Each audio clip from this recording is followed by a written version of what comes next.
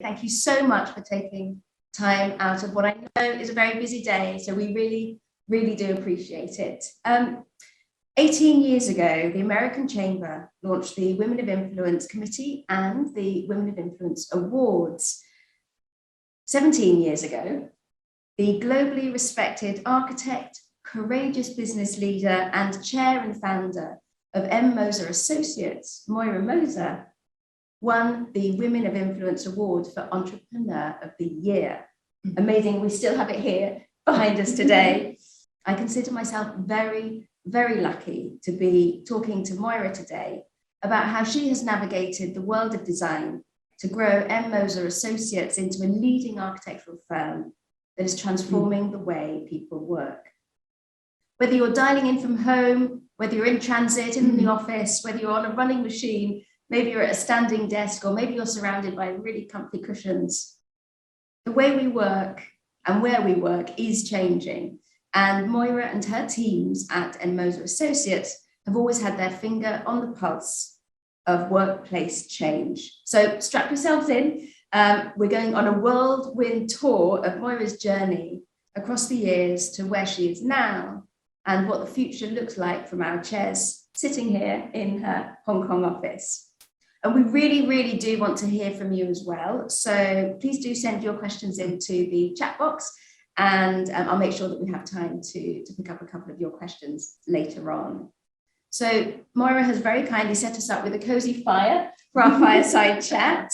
We have the award already and set to go. And this is a nod to her American Chamber roots. We also have a suite of very inspiring slides and some clips for you to see. And we'll be seeing some of the projects that the amazing women at Moser have led. So I think we're set up and ready to go. Let's go. Let's start 17 years ago when you were first awarded the Entrepreneur of the Year award. What did Moser Associates look like then, and how has it developed since?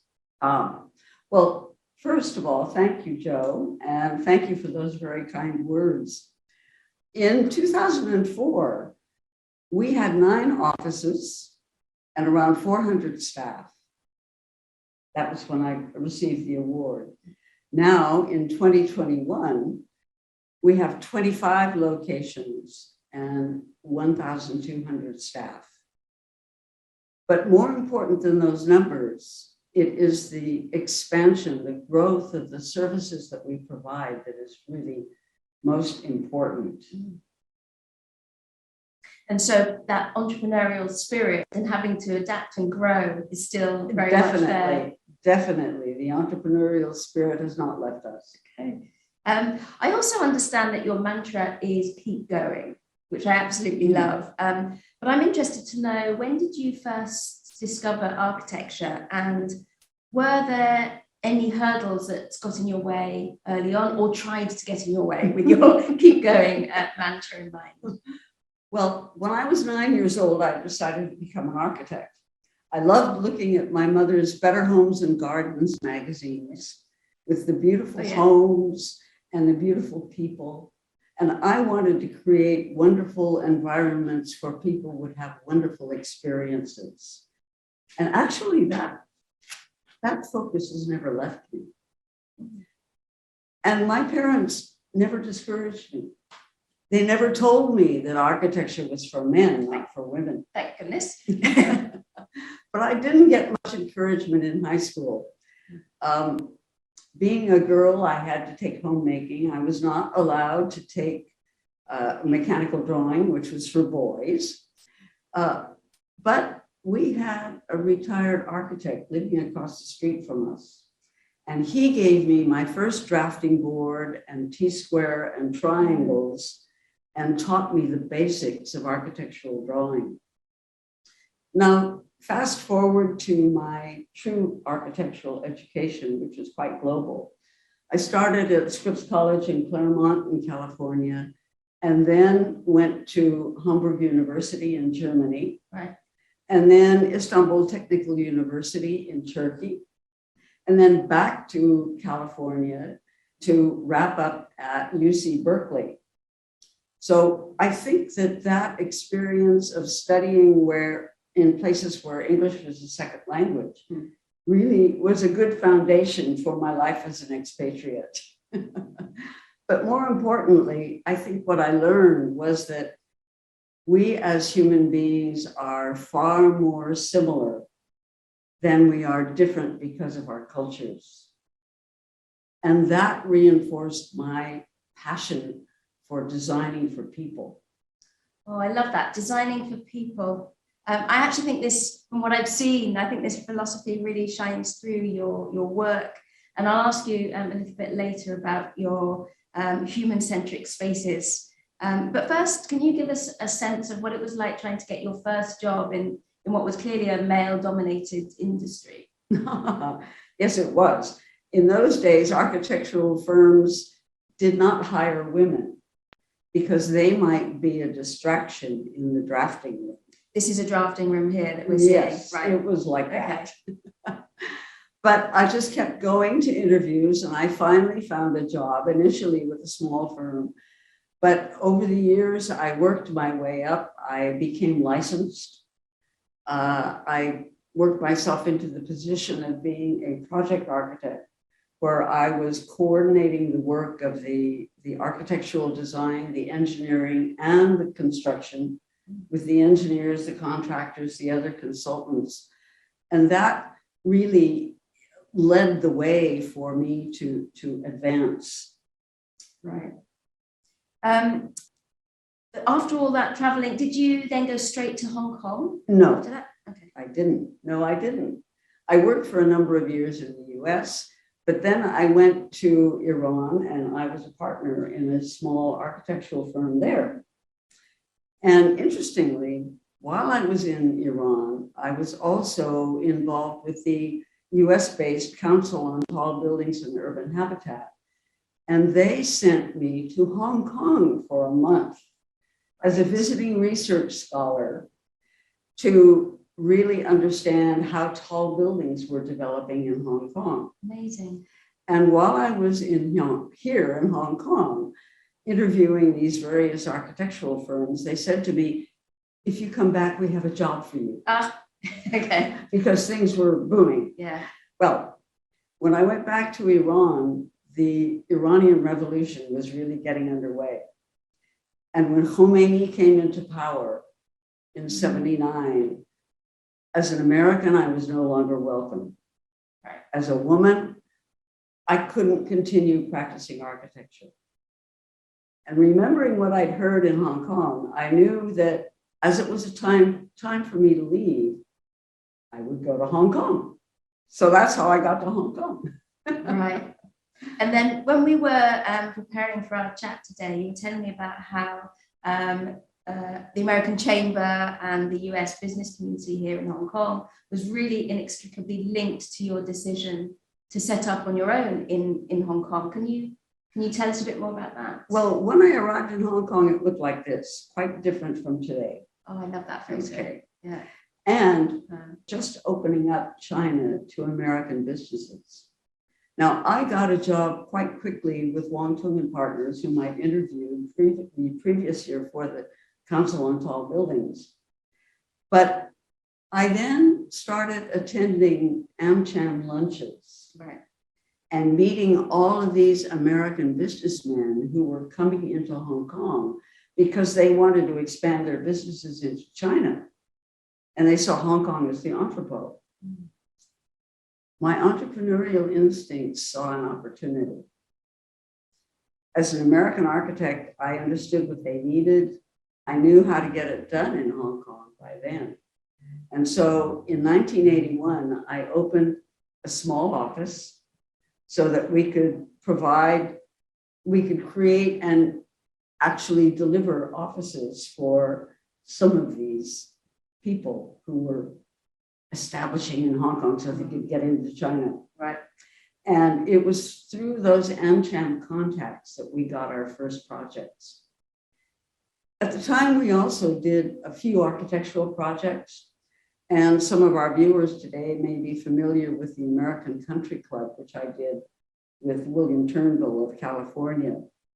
But it was really the demand from the growing expatriate business community, US-based and other internationally based business community here in Hong Kong that drove our growth.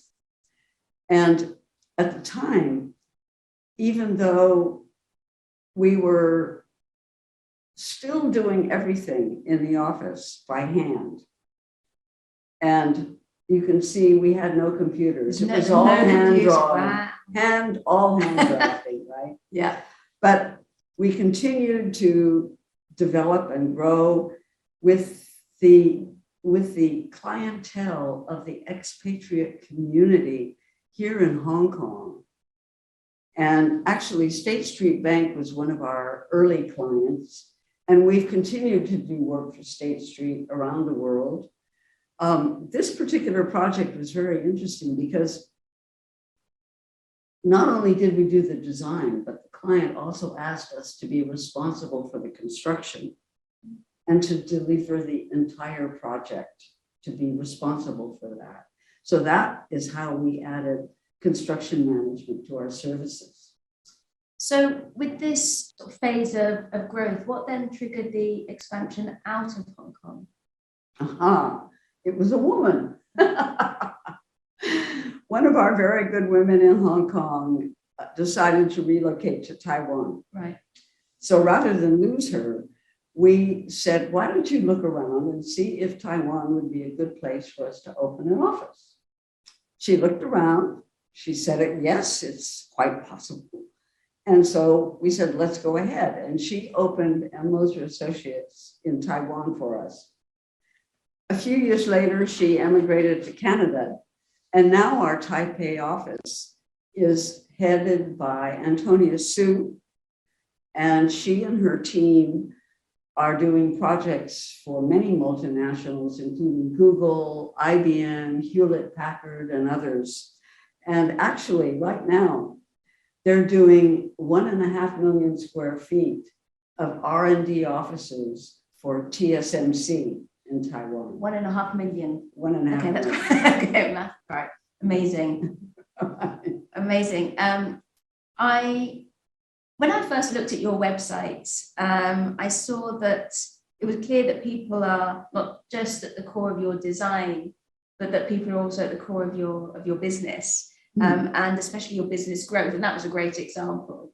I was particularly impressed with the phenomenal women that are featured on your website and that you can see are in your teams around the world.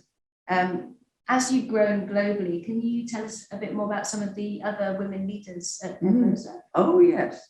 Well, the global growth itself has really made it essential for us to be able to communicate and to collaboratively work together globally, no matter where our people are.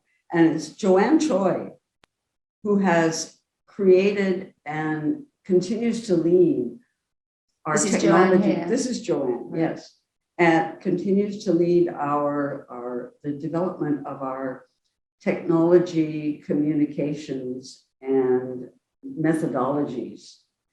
And, IT is a man's world, pretty much. But Joanne's leadership, I think, in this area is somewhat unusual, but very successful. She has people on her global team in all of our offices around the world, so that we can not only communicate, but actually work together, collaborate together, no matter where our people are globally. The only thing that we haven't been able to overcome is the time zone problem. Okay, well, there's very little we can do about that. Actually, I love that because we often talk about barriers in the workplace. So if time zone is your one barrier, then that's a fantastic step forward. I'm also really enjoying hearing about your approach to building a culture that empowers women to take on roles regardless of the business stream, especially when it sounds like in Joanne's case, what is a really critical support system. Can you tell us something about some of the groundbreaking projects that the women at Moser have been leading? Oh, sure. Well, here, Hong Kong, we see Hong Kong now as a part of the Greater Bay Area. Okay. And so our teams in the Greater Bay Area are composed of individuals who are in Guangzhou, Shenzhen, and Hong Kong, mixed together. Now, Karen is the leader of one of our teams, our Greater Bay Area teams, and she has actually created for South China Morning Post, she and her team have created a really what I think was a very, very important workplace to allow them to move from what was a paper-based culture to a digital culture as well. This is where understanding how the work is actually changing for our clients is so important for us to be able to create the workplace that will support them, and really understanding that and then integrating it into the design and the engineering of the workplace. That's a really interesting point. So, since 1981, you've been focused on workplace design that is transforming the way people work. And I really think that this intersection between work and space and people is very fascinating. Actually, my own team have recently, or the last year, because of COVID, we moved into a co-working space. So innovation in the workplace is something that I'm personally really interested in. And especially how you engage your team or teams through the space or spaces where they work. But what I'd really like to understand from you is, how do you then understand your clients' new workspaces needs? Well, the South China Morning Post is an interesting example. We are workplace strategists who coordinate very closely with the client and with our designers. They were holding workshops, which is something we've been doing for quite a few years, to really look deeply into the detail of how the client organization, how those individuals work and how they want to work in the future. And then collaborating with our designers and our engineers to create the workspace that will support that. The other thing is that recently, because of COVID, we haven't been able to have these face-to-face workshops. So what we've done is to create apps that will gamify the interactions, and that actually allows more people to participate. Well, that's fantastic. That's an upside. And I'm sure that this gamification and employee engagement in that process will be something that really resonates with our audience. And I think probably something else that you do amazingly well that will also resonate with the audience is your approach to and leadership within sustainability and wellness. Can you tell us how sustainability and wellness is relevant to the workspace? Very relevant, very relevant. If you don't have a healthy workplace, your people are not going to be able to perform to their best. Right. So our sustainability and wellness has really been driven and is led by Christine Bruckner. She has a global team throughout the organization. Another amazing woman. Another amazing woman, yes. We're talking about women today, right? And, she has brought us leadership attention in areas, particularly LEAD for environment and WELL for interior wellness. We're very, very strong in these areas, as well as RESET and other sort of certification arrangements in different places in the world. And now also with the, we've become signatories to the COP26 communique, because the focus on carbon footprint, going for net carbon zero, is becoming more and more important for all our clients. So we are very involved in following up on that as well. Maybe can we see maybe an example of this? Okay, for our LEAD and WELL particularly. Now this is interesting. This is Citi in Hong Kong, and we've done work for Citi for many years in different locations. For their headquarters in Hong Kong, Citi asked us to designed to achieve LEED Gold certification. Right. But we went beyond that. Okay. With our design and our engineering, we were able to give them LEED Platinum, which is the highest level, and also WELL certification, Reset certification, several awards. So I think, putting it all together, I think this has been a very important development that we use. And City is just one example. That's fantastic. So it's not just about your organization winning awards, it's also about the impact that you have on your clients. And it's important for them as well, because it's important for them because then it's easier for them to, number one, attract staff and retain staff if they have a healthy environment. Yeah. It's also their corporate social responsibility is being met. Yeah. So in many ways, it really is, it's a win-win for everybody. But you mentioned earlier the Greater Bay Area. Can you tell us a bit more about your story in the rest of China? Yes.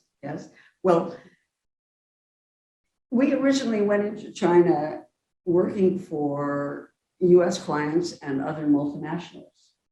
But over the past decade, we've seen a tremendous growth in China's private sector businesses, and they've become very important clients for us.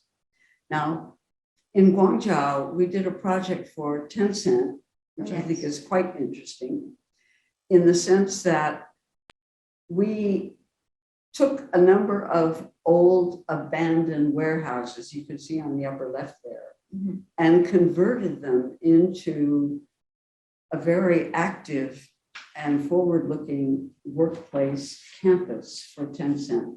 Wow. And that's adaptive reuse of old buildings, by the way. Now, we've continued to work for Tencent as well. And currently, our Yoki Chan here in the Hong Kong office is leading a team that is designing the interior and coordinating the work of Tencent's other consultants for 1.2 million square feet for their development in Shenzhen, Shanghai. Right.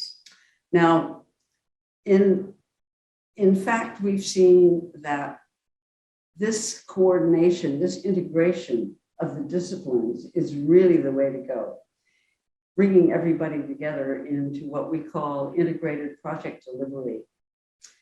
And we're doing that more and more in China. Our deputy head of China, Doris Wong, also a woman, is focusing on growing our capability in that area.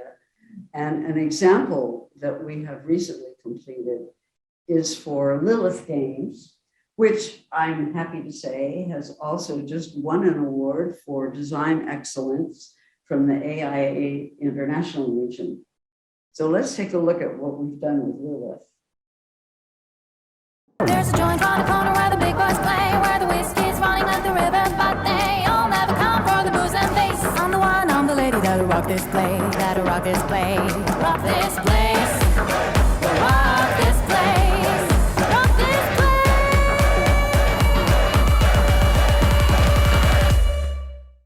I should point out that these clips can be viewed in full on your website. And I really do highly recommend them as they are pretty inspirational. But talking of inspirational, can you tell us a little bit more about the Moser women who are expanding your global reach? Well, from here in Hong Kong, for example, our recent growth into Australia, expansion into Australia has been led by women. Number one, Hannah Gibson, one of our very good workplace strategists here in Hong Kong, returned to Melbourne with her husband, and she continued working with us from Melbourne. But we saw that this might be an opportunity for our growth in Australia. So Wendy Leung, one of our directors here in Hong Kong, took up the mantle and said, she had been educated in Australia before she had returned to Hong Kong. So she took up the challenge and she opened up our office in Melbourne, and now we've expanded to Sydney as well. And even during the pandemic, she went there in 2018, right just before the pandemic started. And so in spite of that, we've been growing and doing projects for clients like Nutanix and who else do I have up there? Oh, a number of other US clients, quite a few US clients and other international clients and Australian clients as well.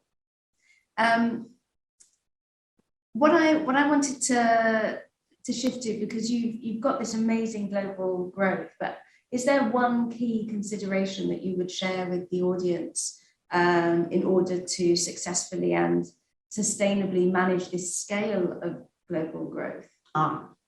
The key is the integration of all the disciplines, from the architecture to the interiors, to the structure, to the mechanical systems. And that means that we integrate the work of the people who are doing that. This has led also to more architectural projects, such as what we did in China for Nokia, where they asked us to create a 750,000 square foot facility for them in the outskirts of Beijing. So we created an environment not only for workplace, but also for testing their equipment, for meetings, for eating, for socializing, a complete workplace environment to support them. And I think it was the integration of this that was so important, the integration of all of the aspects of it.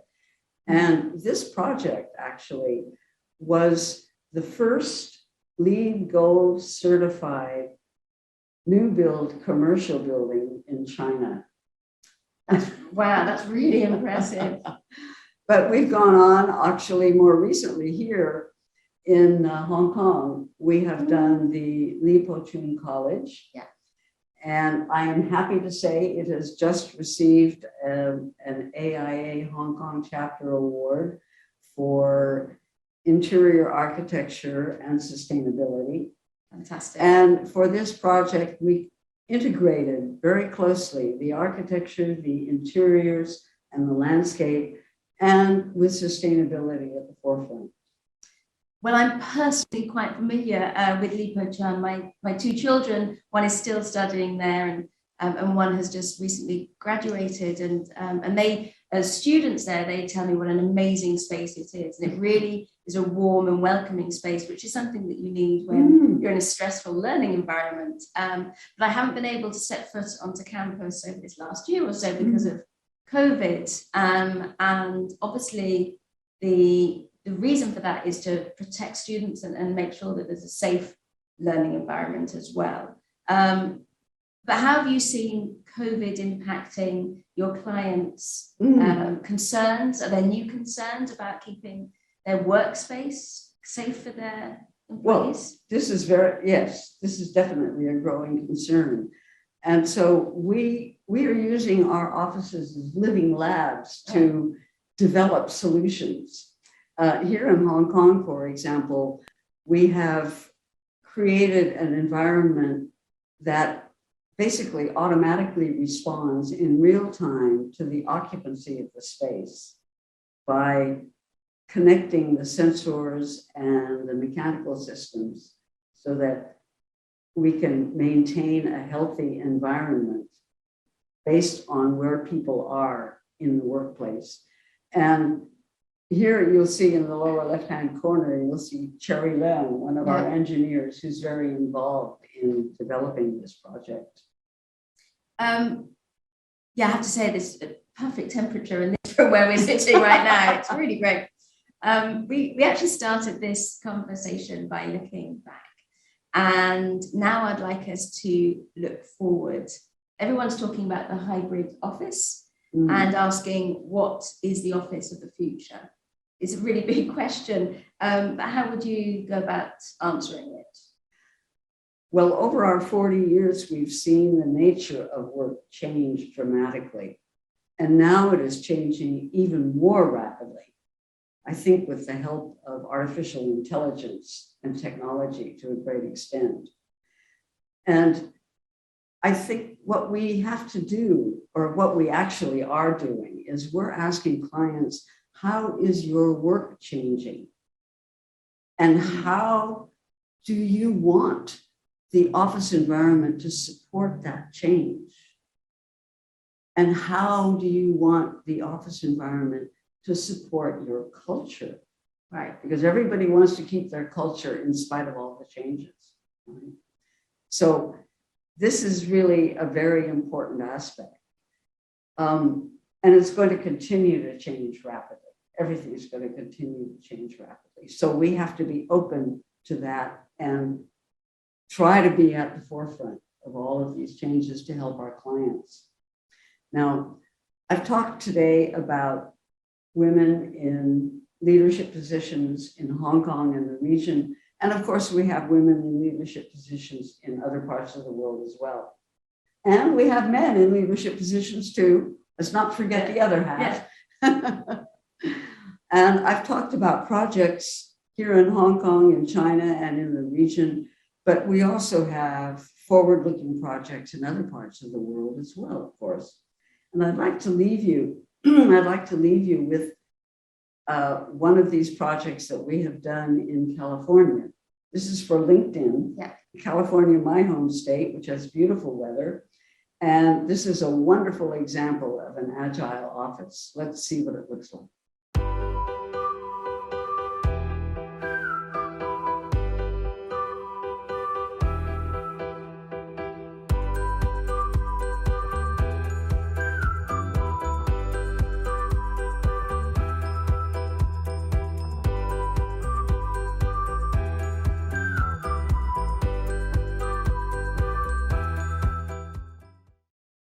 I love it. Just pack up the room and just take it back inside with you. It's really, really very innovative and very, as I said earlier, very inspiring.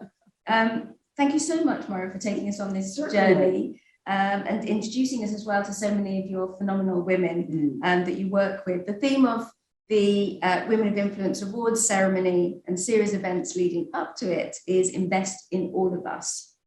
Before we go to the chat box, and I can see some questions starting to come in, please do keep them coming. I would like to ask you a couple of questions myself, starting with the culture that you've built that empowers women to achieve their full potential. Have you got any tips for our audience on what they could do to empower and invest in the women in their organization? Well, actually, we don't specialize in investing in women. We invest in all of our people.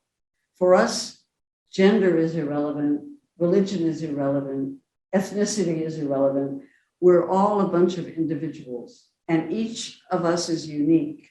So what we need to do is to invest in the unique potential of each individual, right, so that they are able to be as successful as possible, and their success will contribute to the success of the firm. Yeah. So it's a win-win situation, right? You mentioned Joanne earlier on. Can you tell us a bit more about her and how she's been able to sort of celebrate and grow and follow her passion? It's quite interesting. She joined us initially as a young designer. And so she began to understand what it is that we need in terms of our communication. But her passion, her interest in technology and being able to communicate using technology became very apparent. And so we said, okay, since this is your very deep interest, why don't we go in that direction? Let's develop this. Right. We need this. And so, and this is a very important point. We don't find round pegs to fit in round holes, okay? If someone has a particular passion that is not quite in line with what they are following when they first come to us, we say, okay, how can this passion help us to grow? Let's involve that as well. Yeah. And that's how Joanne did. So it really is people-led at definitely. We have nothing but people. Yeah. We don't sell shoes. Yeah. Yeah, people are, yeah, you can't move forward without your people. That's true.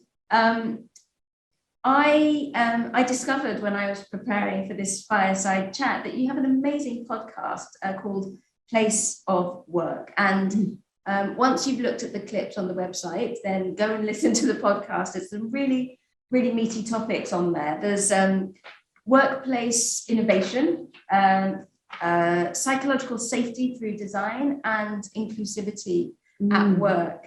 And one of the episodes that I listened to recently, the conversation focused on why companies must see an inclusive workplace as a vital part of the business in order to create real impact and value.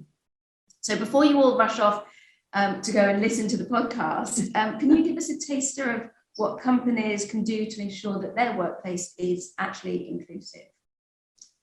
To us, inclusiveness means recognize every individual, not as, oh, that's a person is a designer, or that person is a project manager. That's Sally, that's David, that's Daniel, that's Alice, and each one of them has a name. And I think the most important thing is to actually identify individuals, understand their strengths, respect their weaknesses, find out their passions, and help those individuals to grow. That's what creates inclusivity, starting with the name, not the category, not the title, but the name. It's really interesting because I've spoken to quite a few business leaders over a few years. And, you know, often people talk about, you know, obviously needing to remember people's names, but the way that you really do emphasize and are very, very deliberate about making sure that people's names are celebrated, their successes are attached to their names as well. So really, that's a big takeaway for me from our conversations. One way that we do that, for example, when we've won an important project, we send a notification around, a news flash around to all of our people globally. And we include the names of all of the individuals who have participated in helping us to win that project. Right. So we recognize them by name, yeah, to everyone in the organization. I love it. You're quoted as saying, buildings are for people. We experience them and they have an influence on us. Can you tell us a bit more about how this human-centric philosophy influences your design and your thinking around it, and also what your clients experience when they first come to Moser Associates? Well, the first part of your question, okay. Imagine that this room is entirely gray and the carpet is gray and the windows are small. We're not going to have such an energetic conversation in that environment, right? So definitely the workplace, what you can see, what you can feel, whether it's too cold, too hot, or there's a lot of noise, or all of the air is coming right down on the top of your head. Yeah. You know, these things are going to affect your ability to really perform at the maximum, the best you possibly can do. So that's why the workplace itself is such an important aspect of how we feel and how we interact and how we perform. Now, the second part of your question. Yeah, how do your clients, what's their experience when they first come to you? Well, I think they're surprised, right? Because we approach things in quite a different way. Instead of just asking them, what would you like us to do? We say, as I mentioned earlier, how are you working? How would you like to work in the future? How can we help you to create an environment that will really support your aspirations and help all of the people in your organization? I have some amazing questions coming through that I'm just going to pick up from our audience. In no particular order, Gosh, there are a lot. It's fantastic. This one here. Are there any elements from traditional offices, in inverted commas, such as those from your early career that you would like to bring back into contemporary office environments? Elements from the early offices. My gosh, I never look back. I'm always looking forward. Keep going, right? I certainly don't want to bring back cubicles. No. I think it's really much more exciting to look ahead. Yeah. And see what are the new ways of working. And, there's very little in the past. Sometimes there is a design element that may be specific to a particular culture that you want to incorporate into the workplace for the comfort and the sensibilities of the people working in that area, in that location. But in general, I think that looking forward is a lot more productive than looking backward. Well, on that point, there's another question, and actually we have touched quite a bit on technology and the future of digital. And there's one question here that I'd like to pick up. So how important is evolving with technology and going fully digital? And also with regards to continuing education of staff and helping them to be digital savvy or streamlining processes, being faster, having less waste. Is this something that is a topic of conversation that you're having a lot of the time? Well, I would say this. If you look at, and this is true for any business, I think, if you look at the cost of your people and the importance of your people to your business versus the cost of technology, there's a huge difference, okay? So we invest in technology that will support what our people are doing. And I think and the technology is going to continue to advance. So we have to be really on top of what is the newest thing that will be relevant, not because it's a gimmick, but because it will be relevant to what we do.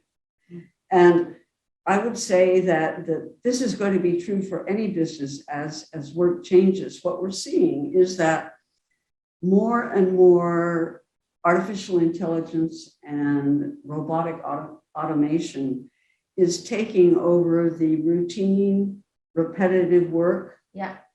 Do you remember there used to be typists? Mm-hmm. Yeah. Do you remember there used to be tellers and now we have ATMs? Yeah, I don't want to show my age too much, but yes. Yeah. Well, okay. So what that means is that businesses, all businesses, I think, are going to be focusing more and more, have more and more people who are looking at innovation and creativity and how they can pull the business forward into the future. The repetitive work is going to be done more and more by artificial intelligence. And so this creates a different sort of demand for a different sort of workplace.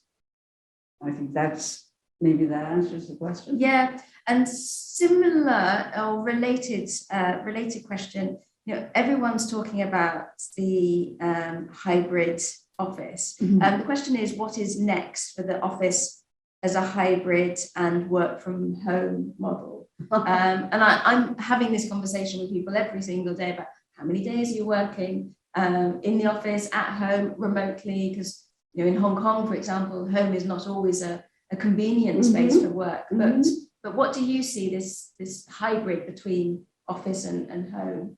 Well, it isn't just one thing. I mean, hybrid is only another name for what's happening, a simple name. But I think what we see is that you're not going to find one solution in a couple of months. Yeah. What will happen, I believe, and we talk about this all the time, is that the way people think they are going to be coming back to the office or working from home will probably it'll be that way for maybe the first couple of months. And then it's going to evolve and change. The patterns will change between working from home or other locations and working in the office itself. So what we're looking at is developing an adaptive approach, not just flexible, but adaptive, to be able to adapt to these changes that are going to happen more rapidly over time. Now, clients, I think, may be worried about, okay, we're going to redo the office, we'll do it this way, but it's not going to last. And so I think we have to be looking at a continual evolution, at least for the next couple of years. Yeah, I agree.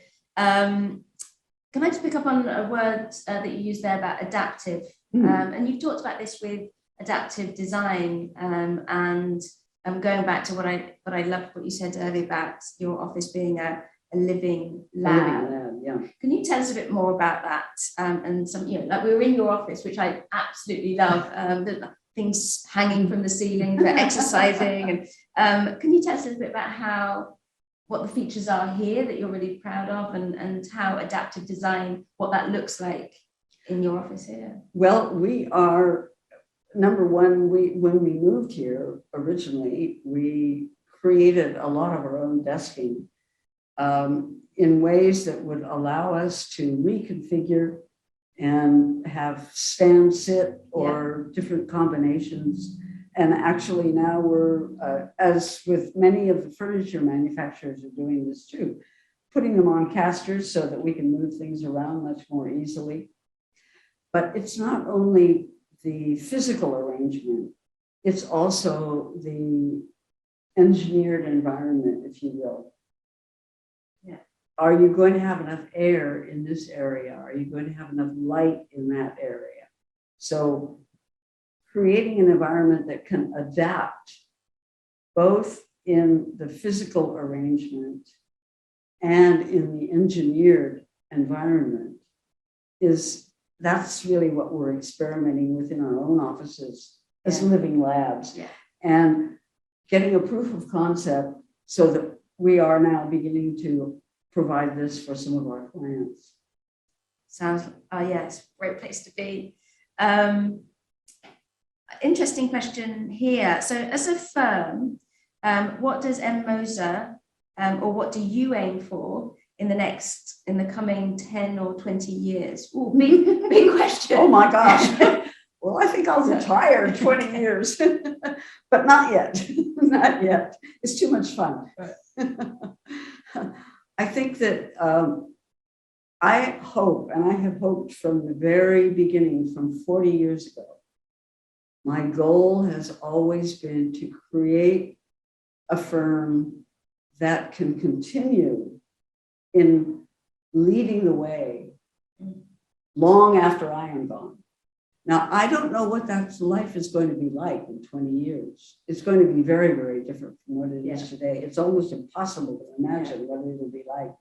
But we need to continually evolve so that we can, there will always be businesses of one sort or another, and we always want to be there to help them with their workplace facilities, whether it's an office or a building or an entire campus, or for example, here's an interesting situation. We are doing the environmental best practice guidelines for Tenovatec for their very large, very, very large campus that they are developing in China, which is actually a small neighborhood, right? It's not even just a business campus. It's much more than that. So wherever we see an opportunity to actually move ahead as things are changing and provide the services that will help our clients so they can move ahead as well, that's where we're going. Well, there's a question that's come through, and thank you for these questions. Please do keep them coming, but there are a number of them. This one, do companies embrace change management in their process for transformation to new ways of work, or would you like to see more? Well, when we actually, change management starts for us when we are doing the workplace strategy investigations or discovery, I would say, with the client, because we need to incorporate their thinking and present them with what ifs, And that in itself is an aspect of change management. So it isn't something that, okay, here's a new office. We have to get people to accept it when they come in. It isn't something that just happens at the end. It actually starts at the very beginning and works through so that people are comfortable with the physical environment and the technological environment that we provide for them. And it's adaptive, and they've been involved, employees been involved in the thought process in the beginning. Here's an interesting one. As more companies or countries, it's companies/countries, pledge carbon neutral goals, how will embodied carbon tracking be implemented into the design process? Well, it's actually happening a lot more rapidly with base building architecture. It is beginning to happen as well with the many hundreds of thousands of providers of products for interiors, that they are beginning to give the embodied carbon rating of their own material. And so we amalgamate that information as best we can, given the amount that is available now in the public domain. And I think that is going to continue to grow, that level of information, so that we can actually advise our clients on, well, okay, if you want to achieve the embodied carbon rating or reduce the embodied carbon of the workplace that we're creating for you, here are the options. If you go this way, it's going to be more embodied carbon. If you go that way, it's going to be less. So we can't make the decision for them, but we can provide them with the options, with the information. I've got one question, and I want to, I think that you've probably got a really great answer for this, but earlier when we were discussing about when there's a question that you've been asked over the years that potentially frustrates you, and you said, what is it like being a female architect?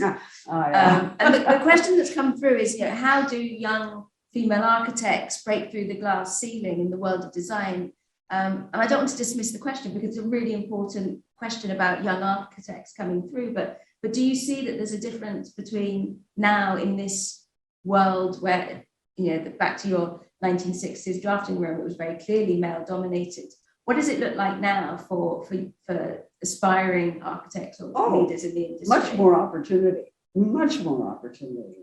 And on that point, I really get frustrated when people ask me, what's it like to be a woman architect? And I want to say, what's it like to be a man architect? Come on, I'm an architect. Just like a poet is a poet, whether it's a man or a woman. An architect is an architect, whether it's a man or a woman. We talked a little bit earlier about your keep going mantra and growth mindset as well. And how do you kind of see the two coming together, where you're keeping going, but then you sometimes have to change course if the direction that you're going isn't necessarily working? How does that work for you? What does that look like? Well, keep going doesn't mean straight line. Okay, it means move ahead, even if it's only one step, before you find the circumstances have changed and you have to take a side step to keep going, and before you can move ahead again. It's keep going is don't let things hold you back. Yeah. That's really what it means.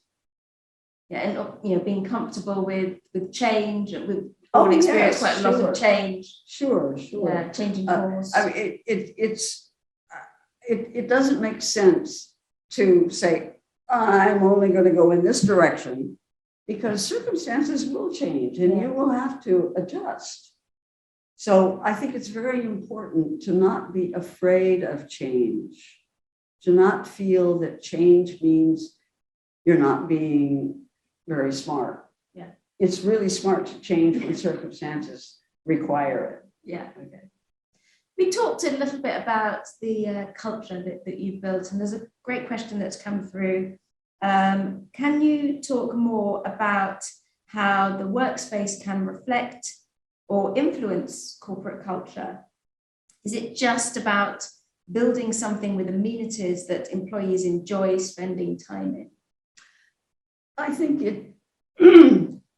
that the creating a physical environment where it is easy for people to interact really can support a culture.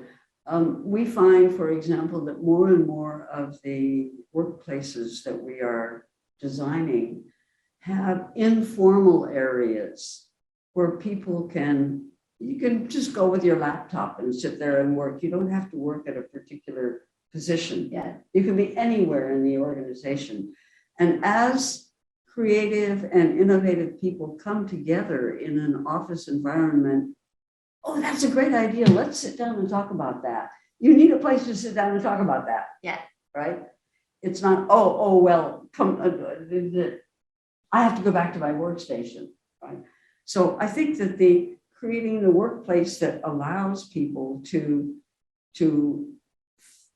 really comfortably move around and rub shoulders. Yeah. It used to be called the water cooler. Yeah. Conversation yeah. Where you get a great idea, right? So I think that this will happen more and more throughout the workplace.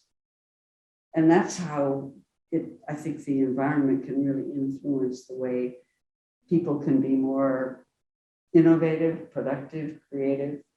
And collaborative as well. There's a real sense of communication. Certainly, walking through your office, you can see that it's set up for people to be able to communicate with each other. Yes. On the subject of communication, I was listening to a conversation earlier this week about through COVID and needing to be really present and communicate and over communicate with your teams and be able to sort of share your authentic self.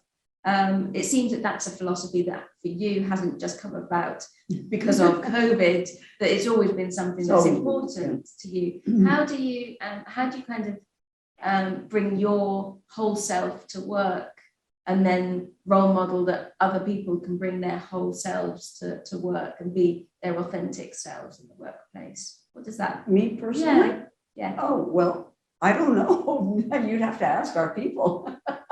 Really. I mean, I am who I am, and they all know that. And communication channels, how do you kind of communicate? Oh, there are no channels. Right. Oh, I like that. Okay, no channels. Tell us more.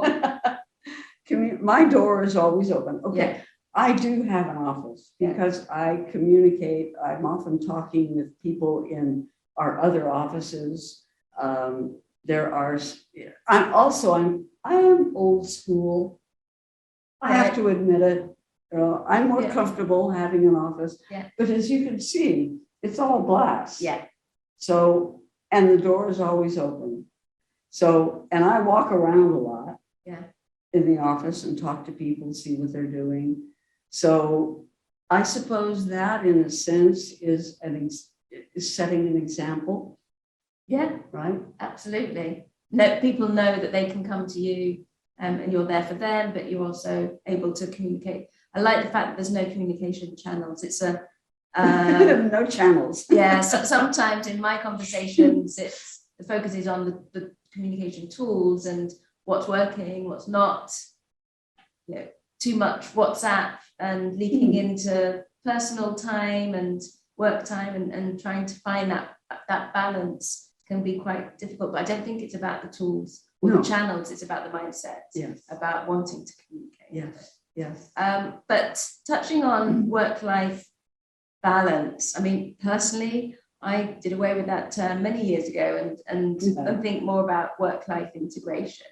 Do you think about balance, integration, or is it something I think integration is a much better word, particularly here in Hong Kong, in Asia in general. There is a much greater integration of the personal life and the work life. People have friends in the workplace. It's not, okay, I work until 6 o'clock and then I go home and I have a separate life, or I go out and I have a separate life. There's a lot more integration of the work and the personal life. And I think we foster that as well. For example, for our Christmas party, the people bring their spouse or their best, whoever it is, and their children as well. We celebrate the birth of children to our staff. Oh, isn't that great and beautiful? We send the pictures around and everybody enjoys them. And actually, we've seen over the 40 years, I can tell you, we've seen some of these children grow up to go to college and become adults. Personally, I've learned about my comfort zone, and where in the past I would think about stepping out of it. A few years ago, I learned from somebody that instead of thinking about stepping out of it, just think about expanding it. And so with every new learning, you're just expanding your comfort zone every single day. Is there something that you've learned along the way that has helped you to evolve the way that you think, or the way that you that work? Well, that's a very interesting, I like that, expanding rather than stepping out of the comfort zone. Makes it less scary to do new things. Possibly, yeah. I know it's always a challenge to move ahead, because you're afraid that you're not going to be as successful doing the new things as you were doing the old things. But in fact, if you have an environment of people who are supportive and who are there to help you succeed, it does make it easier. Right? And I have seen this over and over again. I'm sure I've gone through it too. I know I've gone through it, but I've seen it with so many of our people as they grow. They're continually, repeatedly stepping beyond their comfort zone or expanding their comfort zone. I like that phrase. That's a good phrase. And the thing that is very important is to give them support in that, and to not expect them to immediately be as successful in that new area, that new role, as they have been. Yes. Right. Very good point. Very, very important. Don't worry. You'll learn very quickly. We're there to help. Right.